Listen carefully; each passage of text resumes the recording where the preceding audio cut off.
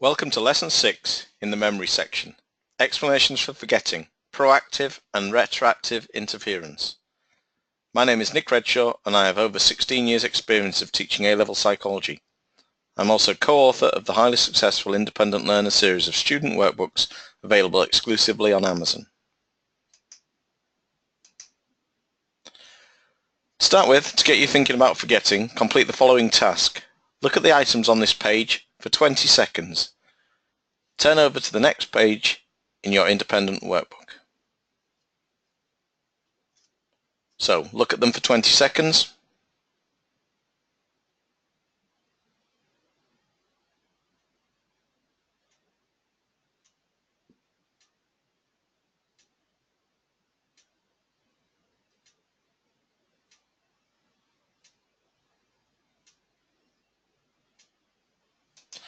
Okay, now count backwards in 3s from 21 and then write down as many of the items as you can remember. So count back in 3s from 21, 21, 19, 16.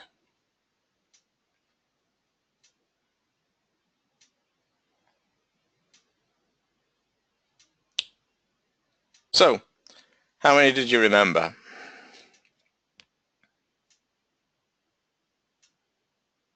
Probably the answer here is 7 plus or minus 2 items, i.e. the capacity that we've looked at in earlier lessons, or less than 2%, i.e. the duration we've looked at in previous lessons.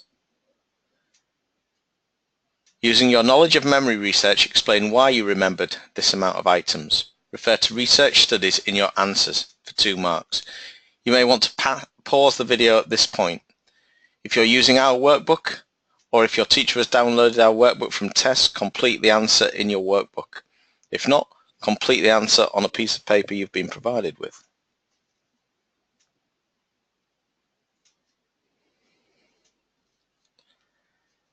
Okay, so possible suggestion here, simply due to the limited capacity of short-term memory being 7 plus or minus 2, as shown by Jacobs and Miller's research, the amount of objects to be remembered in the starter task exceed this threefold, i.e. 21 items. Therefore, this explains why only 7 plus or minus 2 items was remembered. You could also use Peterson and Peterson's research. So moving on to the next question, why do you think we asked you to count backwards before listing the items?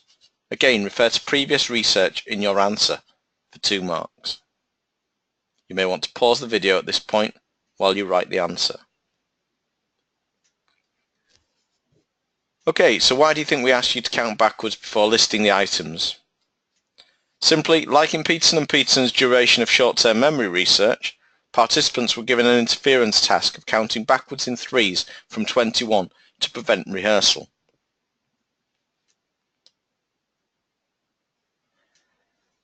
Okay, so explanations for forgetting, proactive and retroactive interference. Thinking about the task you've just completed, you have probably identified that the capacity of short-term memory is limited and that counting backwards task prevents rehearsal and also overloads our short-term memory with information. Psychologists have identified that one explanation for forgetting is interference, which is where one set of information becomes confused with another. This theory looks at the process that occurs before, during and after learning of new information. Interference prevents the new information passing from short-term memory to long-term memory, and also as the amount of information grows in long-term memory, there will be increasing interference between competing memories, for example, memories that share similar characteristics. There are 2 types of interference, retroactive interference and proactive interference. So firstly, retroactive interference. This is where recent information interferes with past information. Forgetting occurs when new information prevents the recall of previously learned information.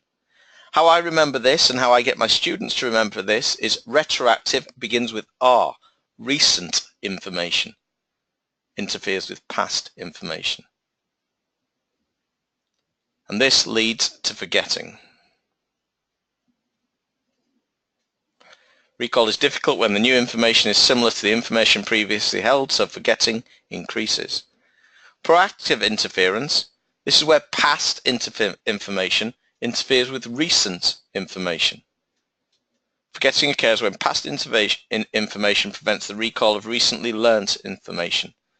And again, on a similar note to what I said about my tip to my students, is that proactive begins with a P, past information, interferes with recent information.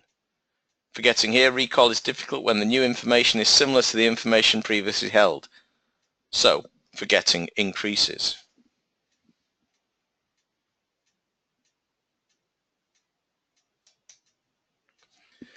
Interference is when two sets of information becomes confused. True or false?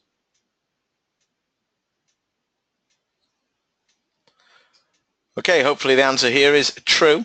Although literal definition, which is where one set of information becomes confused with another, so be lenient. You know, we can sort of give you leniency here. Imagine you are studying two languages, French and Spanish. When revising, you study French followed by Spanish. When you are then tested by a friend who asks you in the Spanish for table, and you reply with the French word for table. Identify which type of information this is and justify your answer. You may want to pause the video at this point in order to write your answer.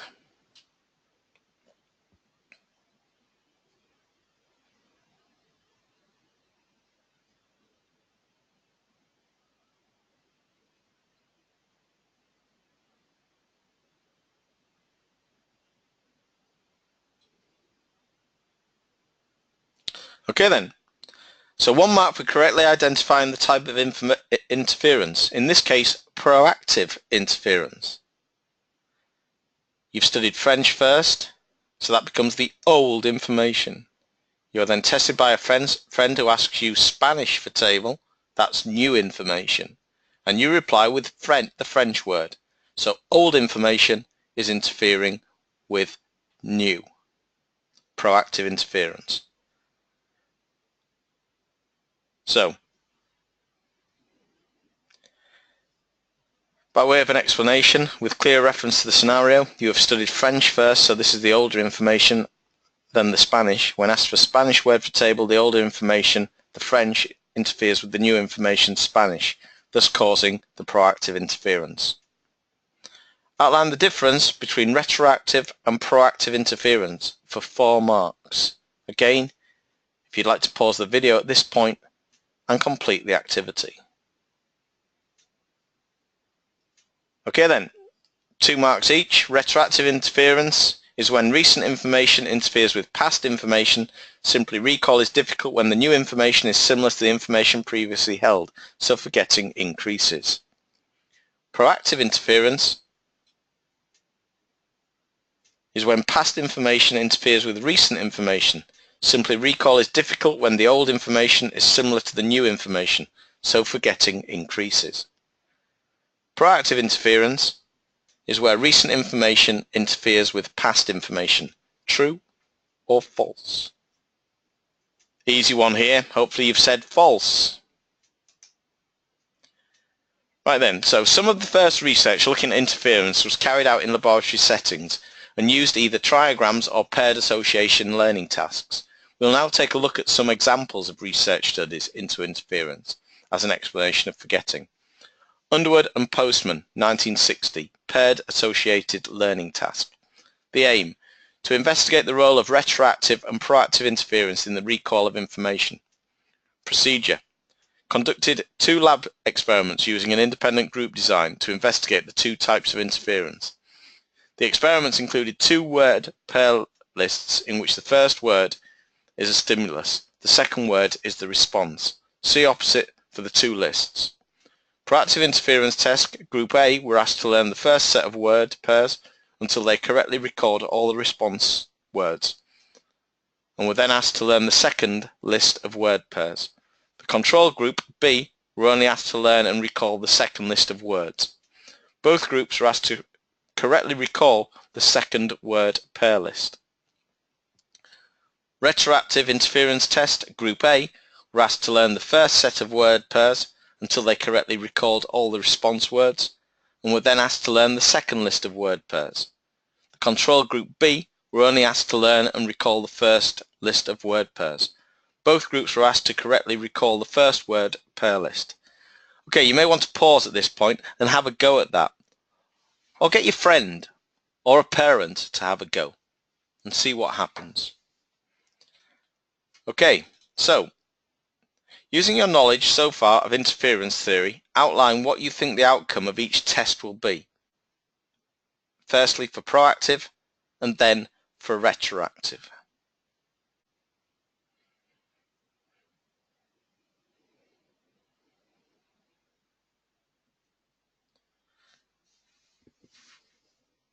Okay then, so for proactive is when past information interferes with recent information. Simply group A, who had to learn list A and B when asked to recall the second word list, will make more errors than the control group, who only had to learn list B. Recall is difficult when the old information list A is similar to the new information list B. In this case, the first word is the same in both lists, so forgetting increases.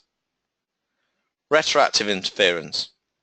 In this case, when recent information interferes with past information, simply group A, who had to learn list A and B, when asked to recall the first word list, made more errors than the control group, who only had to learn list A. Simply recall is difficult when the new information, list B, is similar to the information previously held. In this case, the first word in both lists, so forgetting increases. Results. In both experiments, recall in the control group was more accurate than the recall in the experimental groups. Conclusion. Underwood and Postman concluded that in the proactive interference test, learning items in the first list interfered with the participant's ability to recall the second list. Therefore, it supports proactive interference, as the first list, the older information, is affecting the recall of the second list, the newer information. In the retroactive interference test, learning items in the second list interfered with the participant's ability to recall the first list, thus supporting the retroactive interference theory, as the second list, the newer information, is preventing the recall of the first list, the older information.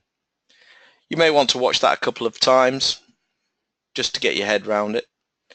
In addition, research by McGough and MacDonald in 1931 and 1942 highlighted that retroactive and proactive interference increases when the information is similar. In an experiment, they asked participants to learn a list of adjectives until they could recall them all correctly. After a short rest, they were then asked to learn new material, which varied in similarity to the original list.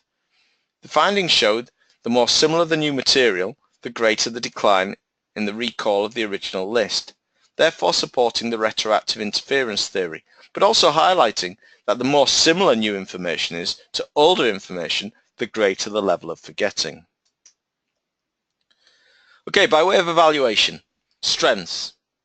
This was a laboratory experiment with high levels of control, so it is possible to repeat the study easily, improving its reliability, and cause and effect can be inferred. The research findings support the interference theory and help to explain forgetting. Real-life studies by Badley and Hitch and Burke and Scroll found that the more information a person has to deal with, the greater the interference. Limitations. This was a lab-based experiment, and the results may not be generalized outside that setting. The list of words used in the research are not applicable to everyday life. Salsa, 1995, found that when meaningful material is used, interference is more difficult to demonstrate. The research also lacks mundane realism, as in real life, we do not learn such material in a short space of time. Badley, 1990, argues that the interference effect may actually be a byproduct of the lab situation, therefore lacks validity, as it is not testing what it claims to be testing. Salsa, 1995, points out that studies of interference have mainly focused on episodic memory, when semantic memory may be more resistant to interference. Therefore, there are issues with construct validity, i.e. interference theory may be too narrow in its focus. Okay, so now it's complete the following web task. Write a brief outline of the study. We only require one sentence or two. And evaluate the methods used or ethical issues that arise and say whether they support or challenge interference theory. We mentioned these theorists in the actual strengths above. So, Burke and Scroll, 1988, the influence of magazine adverts on consumer memory, and Badley and Hitch, rugby players. Okay, we normally provide you with a table, but now as we begin to get further into the course, just write this on a piece of paper, or if you're using one of our sort of one of our workbooks, complete the activities in the actual spaces provided. Okay, you may want to pause the video at this point. By way of a hint though, just copy and paste the actual names into Google and you'll find the information. That's what we've done. Okay, welcome back. So Burke and Scroll, 1988. Burke and Scroll investigated the influence of magazine adverts on consumer memory. The first experiment required 144 introductory psychology university students to review 12 various adverts on a computer screen in their own time. And when they had made a judgment on either of the questions asked alongside the advert, they were asked to press the spacebar to rate their answer on a judgment scale. Burke and Scroll, 1988, found that the ability of recalling specific product information and ads are highly influenced by surrounding competitor advertisements. Evaluation. As they used lab experiments, there is good control. Weaknesses: lacks mundane realism. There are many weaknesses to this study. Firstly, the internet was not introduced until 2 years later in 1990 by Tim Berners-Lee. Borden, 2000, making it impossible for consumers to view any type of advert online. To have carried out an experiment asking participants to view adverts on a computer screen is unrealistic and makes this study weak in ecological validity. In addition to this, participants were not given a set amount of time to look and gather information about any of the ads shown in the experiment, meaning that they may have spent more time on one ad than another. This makes measuring effectiveness difficult and makes this part of the study unreliable. Does it support or challenge interference theory? It shows the effects of current information, the surrounding competitor advertisements, on consumer choice, therefore supports retroactive interference. Badley and Hitch's study, 1977, the rugby players. Badley and Hitch, 1977, investigated interference, not only in real life but in real sport. They tested rugby players' memory of the names of players they had played against in that season. Crucially, they had played in different numbers of games due to injury or being left out of the team. They found that players who had played in fewer games recalled proportionally more names than those who had played in most games. Evaluation. This is a field experiment, therefore has higher mundane realism but less control. Does it support interference theory? Yes, the researchers attributed this to retroactive interference. The more games, recent information, interfering with past information, names of players last season. And that brings us to the end of this lesson. Hopefully I'll see you in the next lesson.